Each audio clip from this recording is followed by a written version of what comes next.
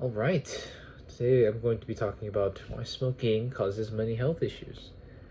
Before we get started, a show of hands just in the room. How many of you guys smoke? More specifically, how many of you guys are near people daily that smoke? Okay, good majority of you guys are smokes. Okay, well, let me ask you this. How many of you guys are aware of all the health issues that come with smoking? Okay, same hands, right? Okay, that's good. I'm just going to recap of what those issues are. So, primarily, those issues that are caused by smoking is lung cancer, circulatory issues, respiratory issues. Those are the main three. This goes on and on, but I'm going to cover mostly those three. First and foremost is what exactly causes lung cancer? What causes the issue? Well, we know that smoking inherently has very different amounts of chemicals in it. The cigarettes. Now, these chemicals are not only very harmful, but they alter our DNA in negative ways. So when you inhale the smoke, those chemicals affect our DNA and damage it. And eventually, long-term wise, is that the more time is damaged, the more it can lead to that chance of lung cancer. Now, I know some of you guys are thinking, oh, I have no issues right now, or it's just a little cough, or it's just a little breathing issue. Well, long-term wise, if you keep doing that, it's going to get even worse. More problems are going to develop, your symptoms are going to increase, and overall your state of being is going to be in a detrimental state, right?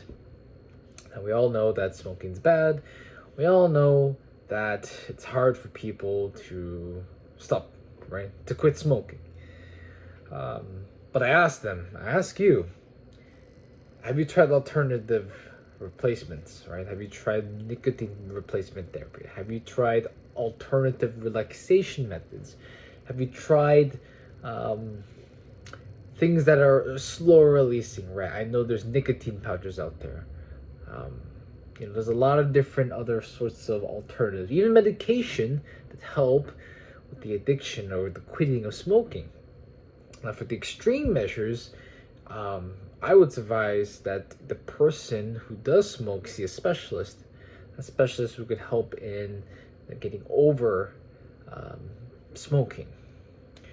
Now, I want you to visualize this, all right? Think about not just how you're being affected, right? Disregard your health issues, disregard breathing and circulatory issues. That's already there, and it's gonna get worse. But think about those who you affect. Think about your loved one. Think about your social life. Think about your coworkers. Think about the people around you, right? Not just you, but the people around you. More specifically, I want to talk about secondhand smoking. A quote from the CDC itself on the website: secondhand smoking, right? The smoke exposure can cause coronary heart disease, stroke, lung cancer, and other diseases. So secondhand smoking, not only is it detrimental to other people, but think more younger, right? Think about the children, think about the younger ones, think about babies, even for pregnant women, right? Imagine a pregnant woman starts smoking. That baby is going to also receive the negative effects of the woman smoking, right? So not only are you putting your life in jeopardy, but you're also putting others in jeopardy, all right? I also want to touch a little bit more on influence. So not only is secondhand smoking physically negative to the other person, but think about the influence it has, especially with the younger generation. Especially you see a lot of younger kids do these kinds of drugs and other activities involving smoking, cigarettes, right?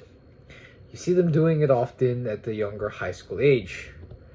Influence is, oh, I see my big brother, I see my dad doing this, I see other cool guys doing this, right?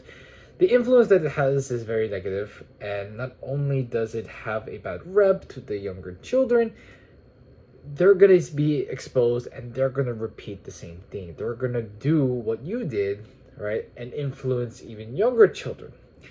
It's the infinite cycle, you may say, to where the idea of smoking can never go away. Smoking inherently, it's just bad, and why spread it around more?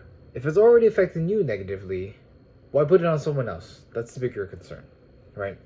So we've already covered, the main topics of health-wise of how it affects you negatively in terms of giving you respiratory and lung cancer.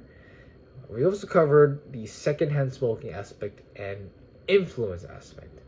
So I think it's important to realize that smoking detrimental to the individual itself, those who are around that individual.